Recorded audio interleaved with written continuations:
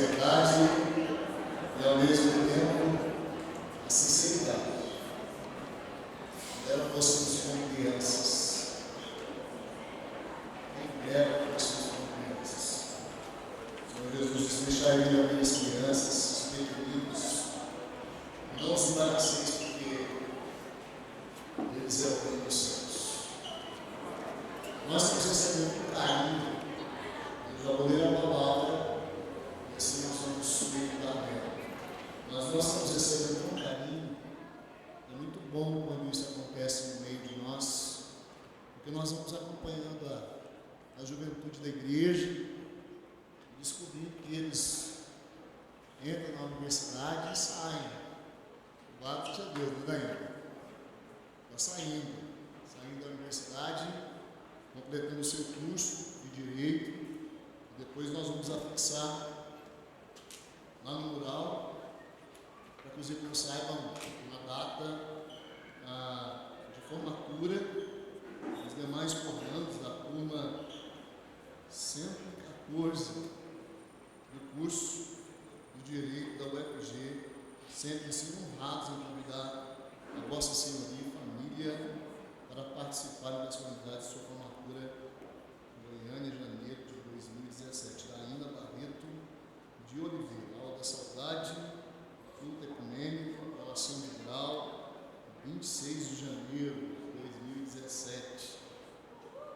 Muito bem, fica de pé daí. Aí, a gente vê, olha que bênção.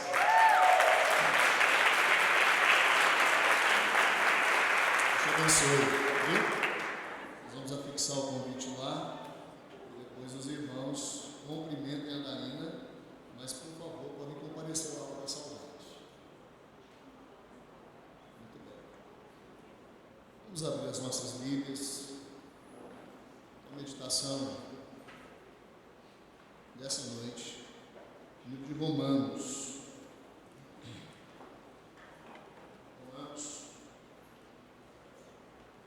Capítulo 1, versículo 20.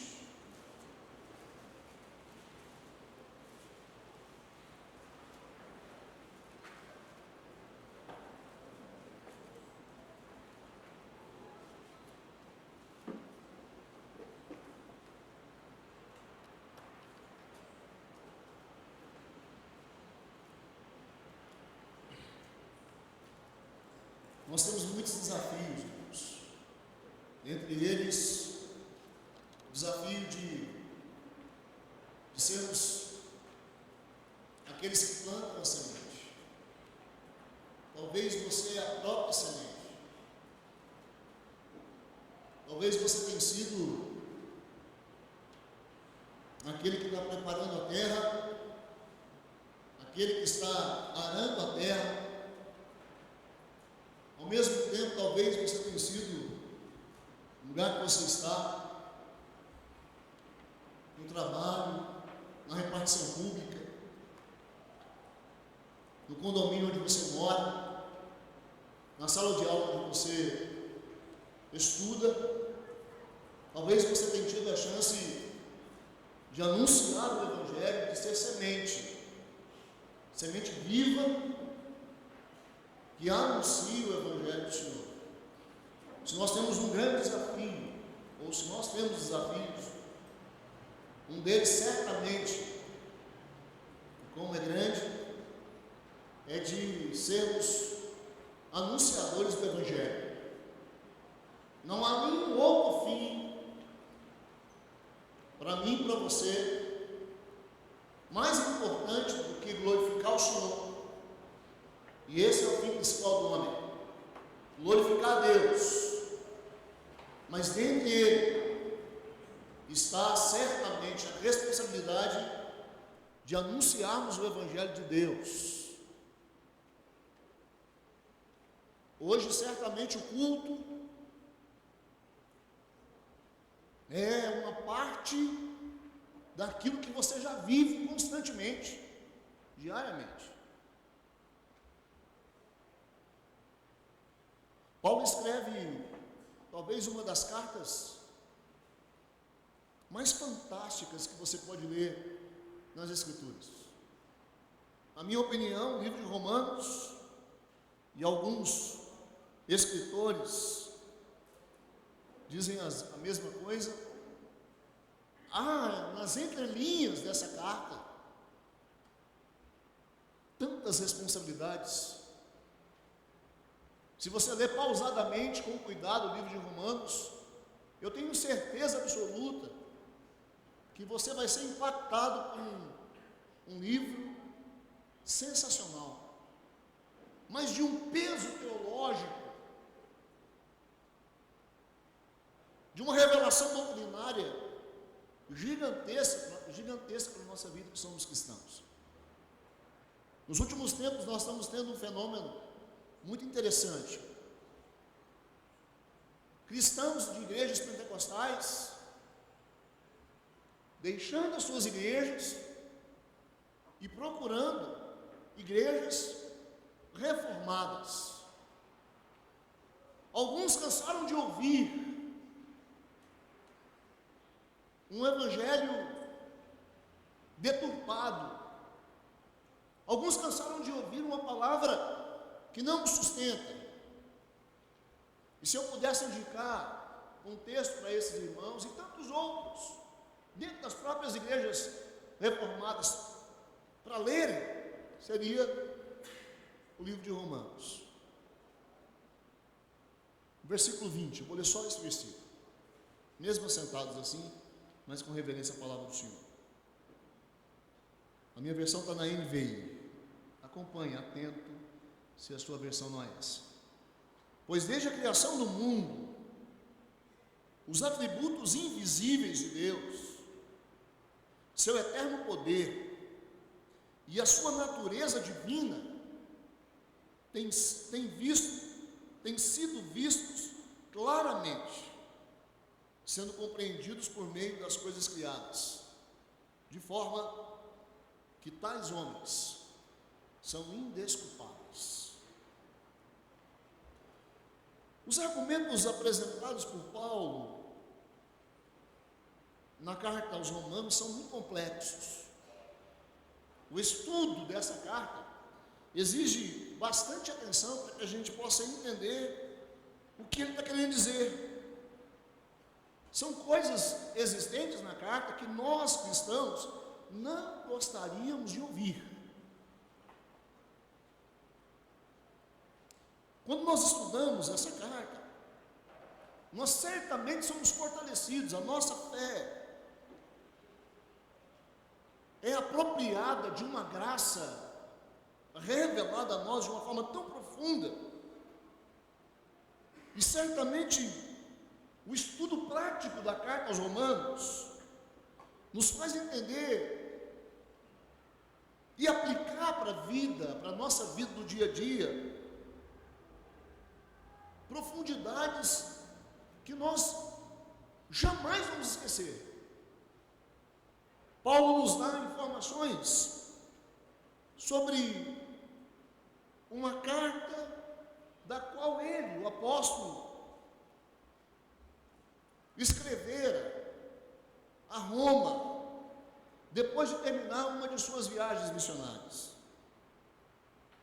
Ele estava se preparando para levar algumas ofertas das igrejas da Macedônia e da igreja de Acaia aos santos necessitados em Jerusalém.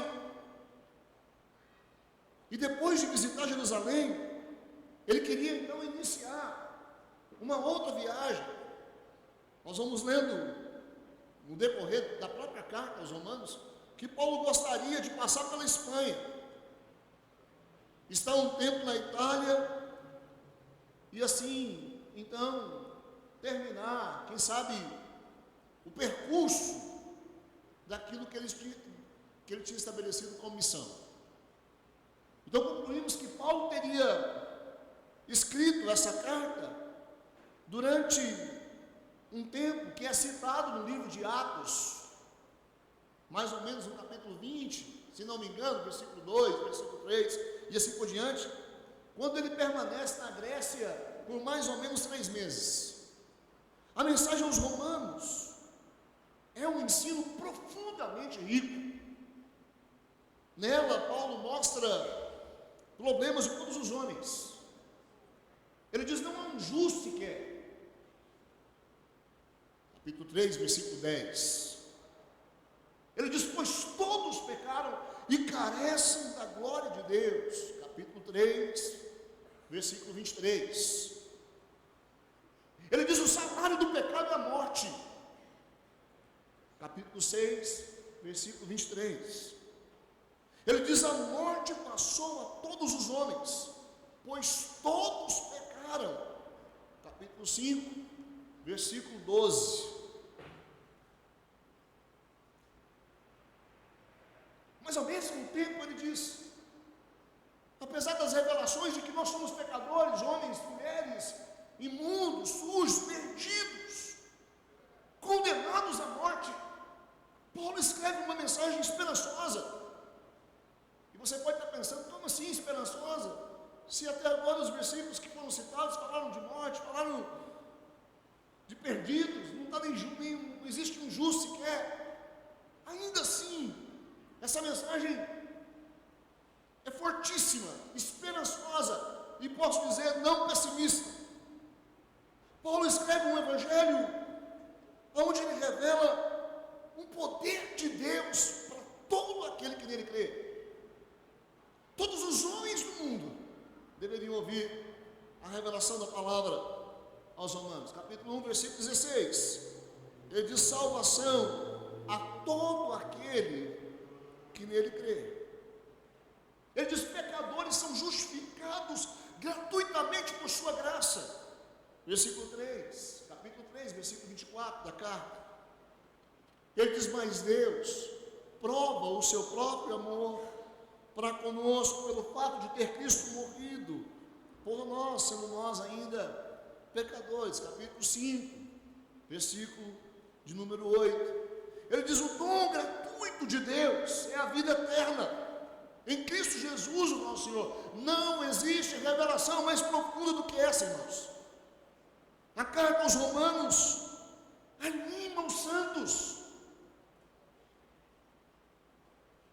Certamente animou os santos que estavam em Roma. A carta aos Romanos nos anima nas nossas batalhas diárias contra a tentação, contra outras provações que temos. Capítulo 5, versículo 9, versículo 10 diz: logo, muito mais agora, sendo justificados pelo seu sangue, seremos por ele salvos da ira. Muito mais, estando já reconciliados, seremos salvos pela sua vida. Muito mais os que recebem a abundância da graça, o dom da justiça, reinarão em vida por meio de Jesus Cristo. Promessas esperançosas para a minha vida e para a sua vida. Paulo afirma que todas as três pessoas da Santíssima Trindade lutam para o nosso bem. Ele diz: o mesmo Espírito intercede por nós. Capítulo 8. Cristo Jesus, ele diz, também intercede por nós. No versículo 34 do capítulo 8, ele diz: se Deus é por nós, quem será contra nós? Participação ativa de Deus em nossa salvação, nos levando a uma conclusão vitoriosa. Em todas as coisas, porém, somos muito mais do que vencedores por meio daquele que nos amou. Capítulo 8, versículo 37. Então, mesmo tratando de alguns fatos complexos, difíceis na carta, até para os próprios leitores daquela época entenderem, Paulo passa uma sabedoria tão gigantesca a respeito daquele que é o autor e consumador da fé. Ele diz: ó, profundidade da riqueza, da sabedoria, do conhecimento de Deus, quão insondáveis são os seus juízos e quão inescrutáveis são os seus caminhos. Capítulo 11, versículo nas cartas de Paulo, logo no final da carta, nos últimos capítulos, ele começa a fazer aplicação prática, e alguns princípios são apresentados para a nossa vida. Ele reconhece a grandeza da graça salvadora de Deus. Ele diz: nós devemos conduzir-nos como servos fiéis, mostrando reverência para com o Senhor. Ele diz: é a bondade de Deus para com os homens. Escutem essa mensagem.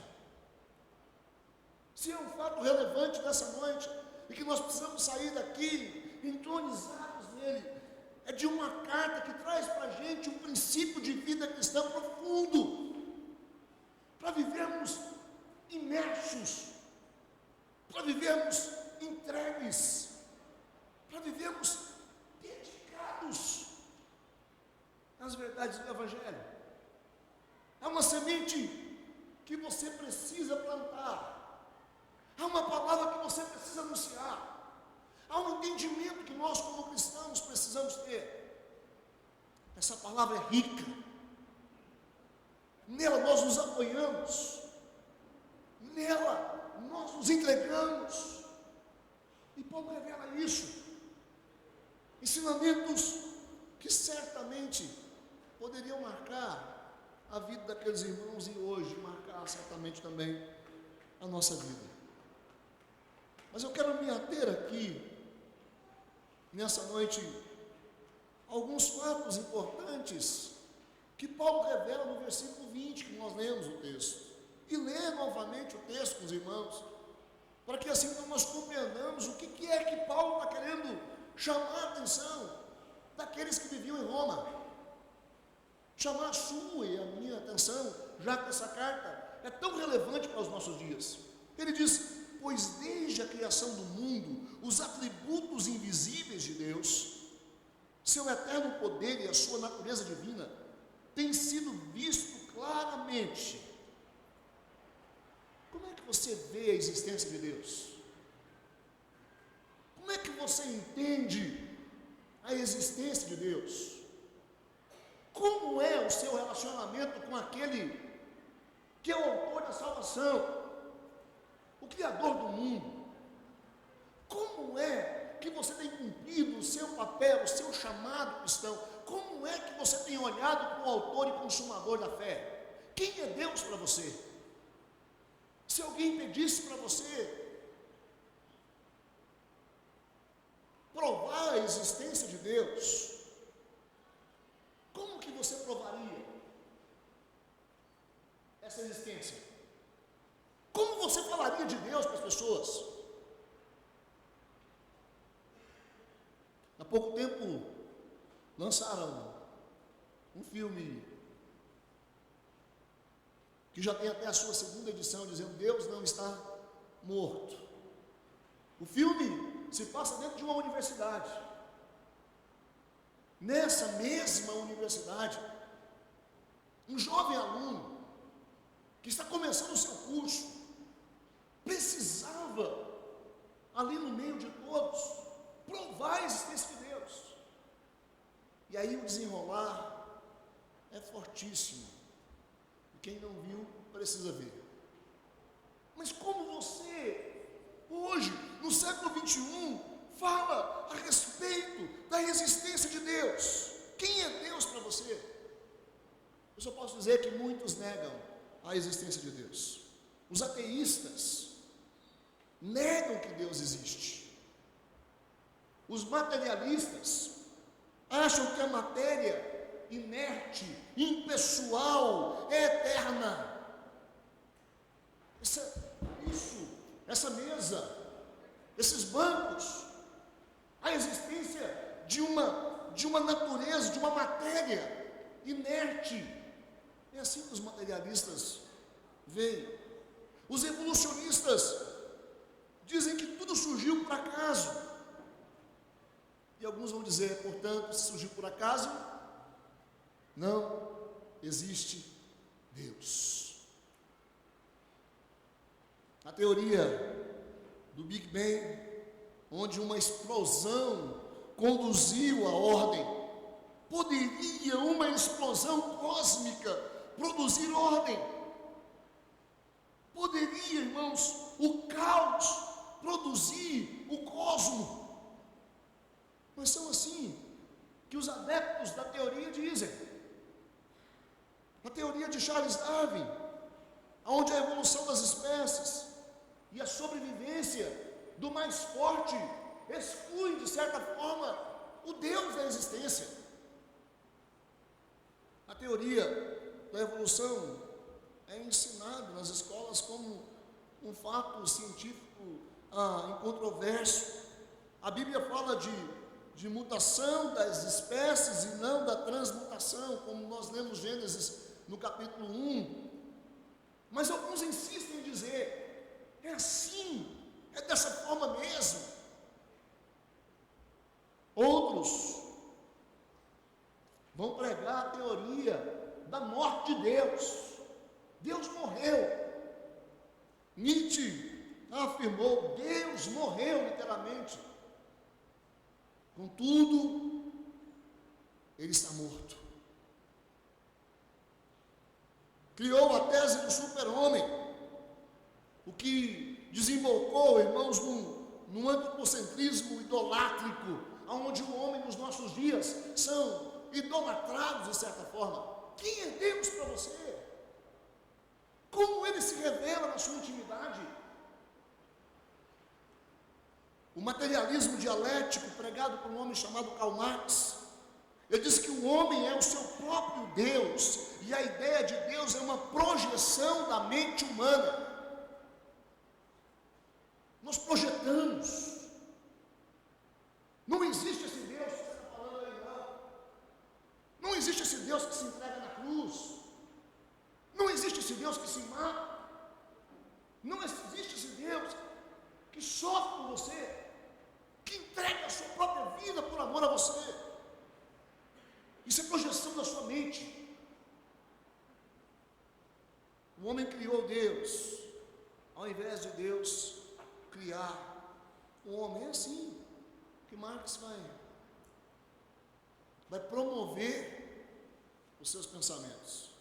A teoria existencialista, que diz que a vida é o aqui e o agora. Então você viva esse aqui e o agora. Não há Deus, não há eternidade, não tem esperança. A vida está reduzida a um desespero.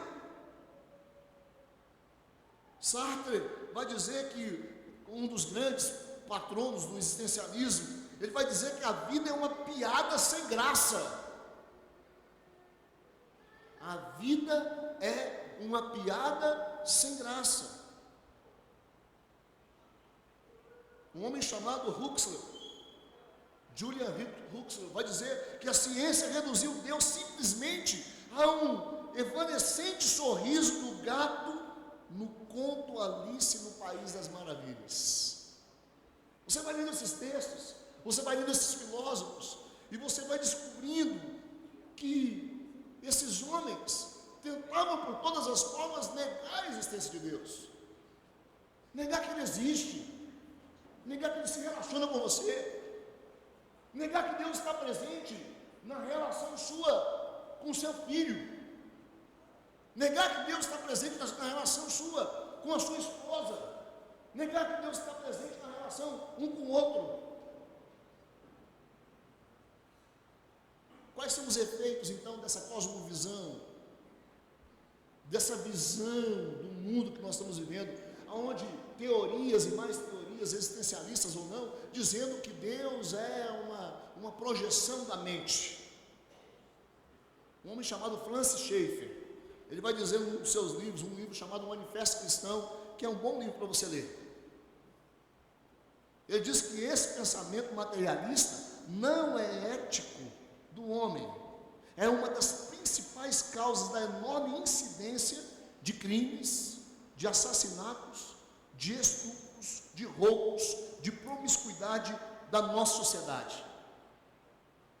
Ele diz, essa invenção que estão tendo por aí, essa tentativa de reduzir Deus a um algum objeto humano, onde nós manipulamos. Diz ele: ensine os homens que eles são animais, e com o passar do tempo, eles vão agir como animais. Eu não sei o que você está pensando. Eu não sei aonde estão agora as reflexões do sermão até aqui. Mas é assim que nós vivemos, irmãos. As teorias são passadas a cada um de nós, e nós vamos transformando as teorias da Bíblia, as revelações das Escrituras, naquilo que eu acho. Um dos pensadores atuais aí, há alguns que gostam, outros não. Durante as férias eu pude ler Augusto Cury, porque eu vi uma entrevista dele num programa desses da manhã, onde ele falava que estava estudando a mente de Cristo. E ele começou a estudar a mente de Cristo e ele se revelava ateu. E quando ele começou a estudar a mente de Cristo, ele começou a ter um frenesi.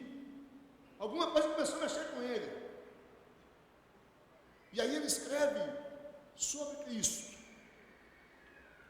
A esposa insistia para que alguma coisa saísse ali, e aqueles escritos revelassem o que de fato ele estava aprendendo. Aí ele começa a dizer que ele começou a olhar para a mente de Cristo e entender que na mente de Cristo havia algo tão profundo que era impossível não viver a existência desse homem.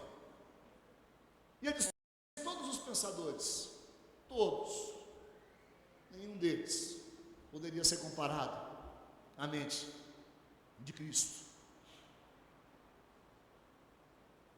Não faz sentido nos nossos dias falar de direitos humanos numa sociedade materialista. É como se fizesse um apelo ao Oceano Atlântico. Nós falamos tanto de direitos, nós proclamamos tanto essa ideia, mas não há direito se nós não vemos o outro. Não há direito se nós não respeitamos a existência do outro. Não há direito que persista se nós não conseguimos dialogar. Não há direito que persista se nós não conseguimos amar o próximo como ele é, se nós não conseguimos estender as mãos. O cientista criacionista, um homem chamado Han, ele diz que o autor da Bíblia é o mesmo autor da ciência. É o mesmo autor da ciência. Ele diz que, embora a Bíblia não tenha sido escrita como manual da ciência, ela não está em contradição com a ciência. E ele ainda afirma: visto que a ciência e a Bíblia têm o mesmo autor, Deus. Deus é o autor. A minha pergunta continua sendo: quem é Deus para você? A revelação de que Deus é o autor de tudo, a revelação que Ele é o autor e consumador da fé, a revelação de que Ele criou todas as coisas, a revelação de que Ele se manifesta, a revelação de que o relacionamento seu com Ele pode ser um relacionamento íntimo, é para você um fato verdadeiro.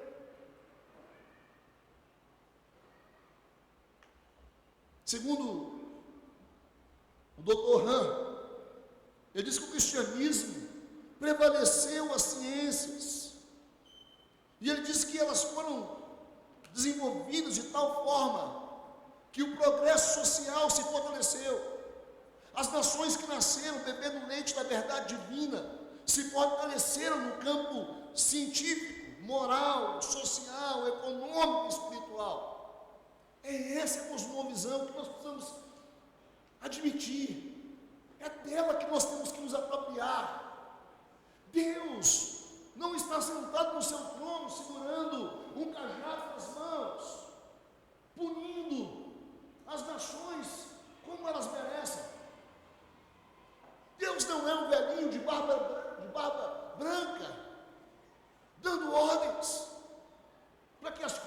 aconteça no universo onde nós estamos. A relação de Deus é muito mais individual do que você pensa. A relação com o próprio Deus está no apagar das luzes, no fechar a porta do quarto, no se ajoelhar na cama, no reconhecer que nós somos frágeis.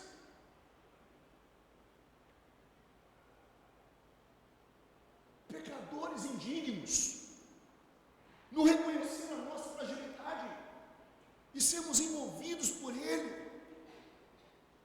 A relação maior com Deus, irmãos, não está na cura sobrenatural que você espera, do câncer, da AIDS, da doença incurável. A relação maior com Deus está no natural, onde nós nos encontramos com Ele, onde nós vemos claramente quem Ele é. Essa cosmovisão que nós precisamos urgentemente admitir. Nós entramos no ano de 2017 com algumas tragédias no Brasil. Dentre elas, impossível não perceber o que aconteceu em Manaus. E eu não sei se você, como eu, recebeu imagens das cenas trágicas dentro daquela penitenciária. Eu não sei se você viu alguma coisa assim. Não procure. As imagens são fortíssimas. Mas uma delas, um homem está com a cabeça na mão, segurando pelos cabelos, e ele coloca no chão, e ele começa a enfiar dentro dos olhos daquela cabeça já cortada. Terrível. Por que eu estou citando isso? Porque é exatamente assim que a humanidade se encontra. Coração má, um coração mau, terrível, o pecado superabundando na vida do homem, a maldade crescente, para exterminar a vida. É assim, o homem se encontra longe de Deus. Contudo, a cosmovisão que deveríamos ter é de um Deus que prevalece, é de um Deus que está trazendo para aqueles que bebem da palavra, daqueles que bebem, que se fortalecem da palavra, daqueles que bebem da moralidade que a palavra pode produzir, daqueles que bebem da espiritualidade que a palavra pode produzir. É por isso que nós precisamos insistir cotidianamente para você: leia a Bíblia, leia a Bíblia, leia a Bíblia, leia dia após dia, leia os textos bíblicos, anote os textos bíblicos, decore os textos bíblicos. Então a cosmovisão, os efeitos dessa cosmovisão são tremendos numa sociedade que vive o materialismo tão presente nos nossos dias. A astronomia revela a obra criadora de Deus de uma forma gigantesca. Não existe nenhum ramo da ciência que examine maior porção da obra de Deus do que a astronomia. Você vai lembrar do salmista, quando no Salmo 19 ele diz, no versículo 1, os céus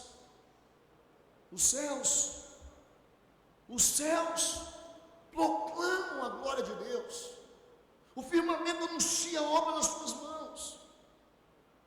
Paulo vai dizer no capítulo 1, quando ele afirma no versículo 20, pois os atributos invisíveis de Deus, assim o seu eterno poder, como também a sua própria divindade, claramente se reconhece, desde o princípio do mundo, sendo percebidos por meio das coisas que foram criadas.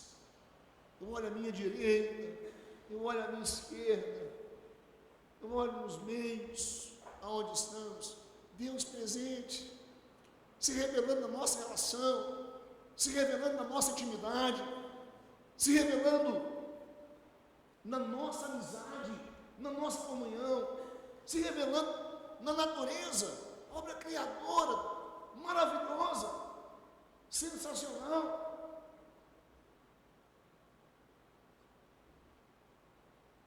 Um homem chamado Pierre Simon, um dos maiores astrônomos do mundo, ele disse: a prova a favor do Deus inteligente, como o autor da criação, está como infinito para um. Vou ler de novo. A prova a favor do Deus inteligente, como o autor da criação, está como o infinito para o um. A distância é a mesma, do infinito como para o primeiro, do início como para o fim. É por isso que o texto diz: ele é o alfa, ele é o ômega, ele é o princípio de todas as coisas, a relação de um Deus presente. Uma questão de probabilidade. Quando ele diz que é infinitamente mais provável que um conjunto de escritos lançados a esmo sobre papel produzisse a tremenda revelação daquilo que Deus é. Deus é infinito. E é provável que a sua mente finita não consiga entender a certeza daquilo que nós declaramos ser eterno. É provável que nós não compreendamos isso, que nós não entendamos quando o texto revela Deus como Deus eterno.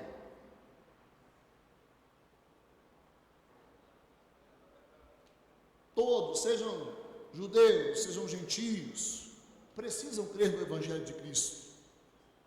A tese anunciada por Paulo em Romanos, no capítulo 1, versículo 16, quando ele diz: eu não me envergonho do Evangelho, porque esse é o poder de Deus para a salvação de todo aquele que nele crê, primeiro do judeu e também do grego. Essa tese tem que ser a tese da minha vida, da sua vida. Esse Evangelho não pode ser descartado. Nós não podemos perder a certeza e a profundidade desse Evangelho. Nós não podemos perder de vista o Deus que nós servimos. Nós temos que falar de Deus. Nós temos que proclamar o Senhor. As nossas redes sociais precisam estar anunciando a Jesus. Mais do que anunciarmos 5, 15 palavras, nós temos que tuitar que Deus é Senhor da história. Nós temos que começar a colocar, mais do que os nossos encontros pessoais, mais do que as nossas necessidades, mais do que a solidão que vivemos, mais do que a vontade de conversar na virada da noite, nós temos que anunciar Deus, o Senhor da existência, o Senhor da vida, o caminho, a verdade, o fim de todas as coisas. Nele todas as coisas subsistem. O Evangelho, irmãos, é para todos. Nós não podemos nos envergonhar desse Evangelho. Alguns pontos essenciais. Quando nós começamos a estudar a carta de Romanos, nós vamos compreendendo que o propósito de Deus é a sua, é a minha salvação, logicamente. Mas ele vai dizer: o Evangelho é o poder de Deus. A mensagem pregada por Paulo, a tantos outros, no primeiro século, não foi invenção do homem. Essa mensagem não foi invenção do homem. Veio de Deus, como um meio escolhido para salvar pecadores. Essa mensagem verdadeira que Deus existe, que Ele é Senhor da história. Essa mensagem onde nós podemos dizer: Deus não está morto, Nietzsche se enganou. Ele disse besteira. Sartre não tinha razão. Os cientistas malucos perderam a noção. Eles não conseguiram entronizar a verdade desse Evangelho. Mas a salvação desse Evangelho é para aqueles que nele creem. É para aqueles que nele creem. embora o Evangelho inclua mandamentos para serem obedecidos, você vai lendo outras cartas de Paulo, você vai descobrindo isso, ele não é um sistema de justificação por obras de lei. Paulo vai dizer que há aqui nesses capítulos uma proximidade muito grande entre lei e fé, e nenhuma lei jamais salvou um pecador. A salvação, vai dizer ele, vem pela fé. Nós cremos pela fé e nós precisamos aproximar de Deus em fé. A fé é um instrumento que precisa gerar em nós o entendimento de que Deus é, e basta. Uma palavra dele foi dita e chega, a ordem foi lançada e acabou-se.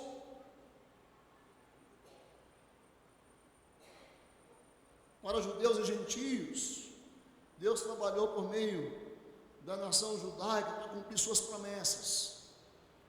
E a pregação do Evangelho, então, começou entre os descendentes de Abraão. Mas o Evangelho oferece meios acessíveis a todos, tanto judeus como gregos. Ela começou lá, mas ela oferece para você, gentios, em toda parte, eu e você em todo lugar, acesso a essa salvação. É por isso que o Evangelho precisa chegar nos refugiados, é por isso que o Evangelho precisa chegar nas fazendas mais longínquas, do extremo da África do Sul, como os nossos irmãos Carlai, Miguel, Léo, Cumbaiá, tiveram a oportunidade de pregar. É por isso que precisa ir do sertão nordestino. É por isso que nós precisamos entrar dentro das casas, abatidas por uma visão tão reduzida de Deus.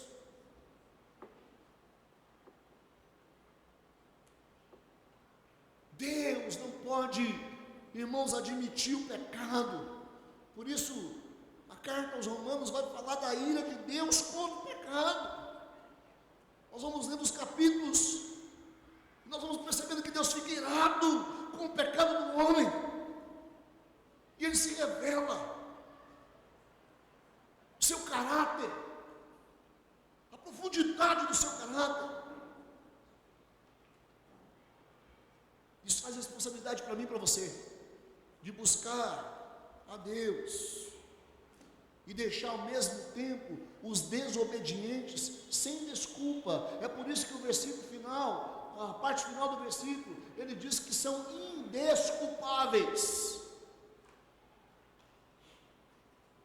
Não há como nenhum de nós, em nenhum momento da existência, em nenhum momento chegarmos diante do altar de Deus, diante do juiz supremo, e dizer: nós não sabíamos de nada, somos inocentes.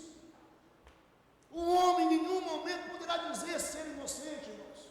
Deus se revela, as obras da sua criação o revelam, a existência da relação o revela. Deus é. Uma vez que o homem nega a existência de Deus ou perverte a verdade sobre a natureza do Criador, outros pecados vão brotando e vão gerando raízes cada vez mais profundas. Pessoas impressionadas com a sua inteligência, com a sua capacidade de raciocinar, inventam deuses feitos à imagem dos homens. A mitologia grega é carregada de deuses.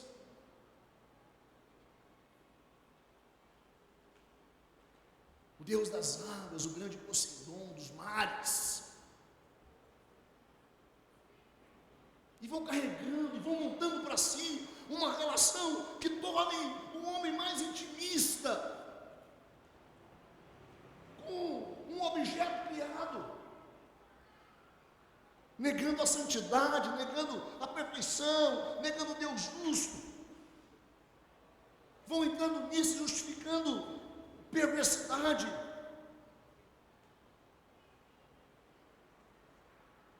Deus deixa os pecadores caminharem para a sua própria punição. Deus não autoriza o pecado, mas ele deixa o homem praticá-lo.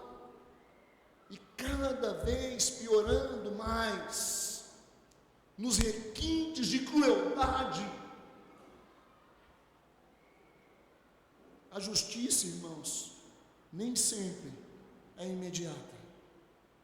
Mas pecadores que não voltam para Deus receberão a merecida punição dos seus erros.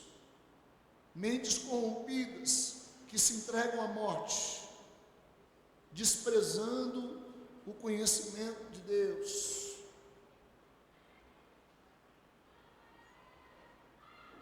O destino é a morte. Os próximos passos, são passos que nos conduzem à morte. Devemos pensar bem sobre a nossa conduta diante do Criador. A resposta de Deus à necessidade de todos nós se encontra no Evangelho. A semente precisa ser plantada, lançada. Nós precisamos começar a notar, nós precisamos começar a falar, nós precisamos começar a viver, nós precisamos começar a arar a terra, nós precisamos começar a ser bons produzidores das verdades do Evangelho. Nós precisamos começar a anunciar de uma maneira real aquilo que Deus é para você. Você precisa começar a falar disso. Nós precisamos começar a vomitar esse negócio que está dentro de nós, daquilo que o Senhor é para mim, para você. Deus existe, Ele é o Criador do universo, Ele criou tudo. Deus tirou o ser do não ser, a existência da não existência. A causa do universo é a vontade de Deus. A matéria, irmãos, não é eterna, como os gnósticos queriam. O universo não foi feito de matéria pré-existente, como queria Platão. O universo não é uma emanação, como também querem os panteístas. O universo é a obra de Deus, Criador de todas as coisas. Ele estabeleceu leis, Ele permitiu que elas existissem. Ele deu leis para mim e para você. Ele nos faz viver a relação real do Deus que existe, que se faz revelar a você. É por isso que nós precisamos sair daqui nessa noite com uma verdade no nosso coração, única. Deus é eternamente sobre todas as coisas. Que Ele se revele a você, que Ele se revele na intimidade, que Ele se revele nos próximos textos que você vai ler nas Escrituras, que na entrelinha, que na passagem de uma vírgula para a próxima palavra, Deus se mostra a você, que Ele se mostra a você nas vitórias que você alcança, nos seus pedidos respondidos, mas que Deus também se mostra a você quando Ele não responde às suas orações da forma como você gostaria de ouvir. Que Deus se revele a você de uma maneira tal que você seja dominado por aquilo que Deus é. Que Ele se revele a você quando Ele estende as suas mãos para te abençoar, quando Ele estende as suas mãos para cuidar de você, quando Ele te dá a resposta que você esperava. Que Deus se revele a você, e que depois dessas revelações você continue dizendo quem Deus é. Você comece a proclamar como Ele é. Há muitas críticas sobre músicas que nós cantamos. Uma delas, e um desses autores, ele começa a ter uma relação de intimidade com Deus tão grande, que ele começa a dizer assim: Deus, eu queria sentir o seu cheiro. Ele começa a dizer assim: eu queria sentir os seus cabelos. Aí ele fala assim: eu queria sentir a sua mão tocando em mim. E alguns vão dizer, aonde na Bíblia está falando que Deus tem cabelo? Aonde na Bíblia está falando que existe um cheiro? Você pode dizer o que você quiser. Deixa eu dizer uma coisa para você. Se a sua relação de intimidade, te faz se aproximar de Deus de uma maneira tão intimista, louvado seja o Deus de Abraão, louvado seja o Deus que se revela a você, e tomara que você sim, sinta o cheiro dele, tomara que você sim, sinta o toque dele, tomara que você sim, sinta ele levantando você, tomara que você sinta ele abraçando você, tomara que a sua relação com Deus seja de uma intimidade tão grande, que você veja esse Deus se revelando a você nas pequenas coisas, no levantar de manhã, quando você coloca os pés no chão, nem o esquerdo e nem o direito, quando você coloca os dois, porque você não depende de nada, a não ser do Deus que te sustenta e que cuida de você. Que Deus se relacione a você, se revele a você de uma maneira tão gigantesca, que você tenha uma semana de proximidade do autor e do consumador da fé. Vamos ficar de pé, irmãos.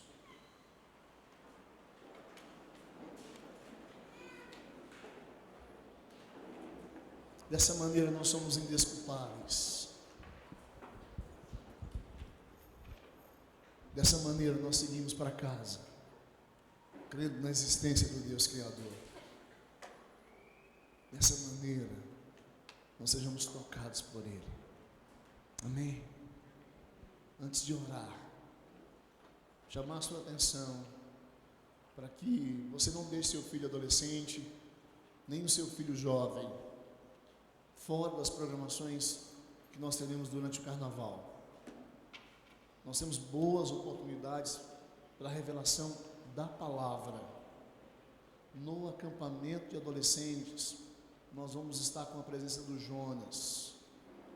Jonas é um moço que perdeu os 2 antebraços e serve a Deus com alegria. Esse moço vai estar com a gente todos os dias, falando ao coração dos nossos filhos adolescentes.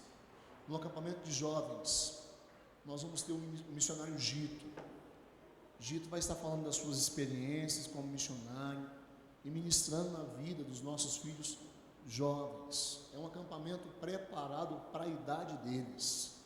Por isso nós estamos separando as idades. A partir de 12 anos, o seu filho adolescente pode participar do acampamento até 17. Alguns com 18 completos nos últimos dias. E a partir de 18 anos para frente, jovens. Até a idade que você se sentir jovem, você pode participar do acampamento de carnaval. 2 chácaras próximas. Você precisa fazer sua inscrição. São somente 100 vagas para os adolescentes e pré-adolescentes e mais algumas outras 100 e poucas vagas para jovens também. Elas já estão no final, irmãos. Alguns não procuram, deixam para a última hora, mas não existe mais lugares. São camas contadas e nós precisamos que os irmãos se apressem. Se os irmãos se apressarem, nos ajudam, inclusive, nos preparativos, tá? Então é só nos procurar nos corredores, a diretoria da mocidade, dos adolescentes, e se inscrever para o acampamento de carnaval. Vamos dar as nossas mãos, vamos orar. O culto é às 18 horas. Você que talvez chegou hoje um pouquinho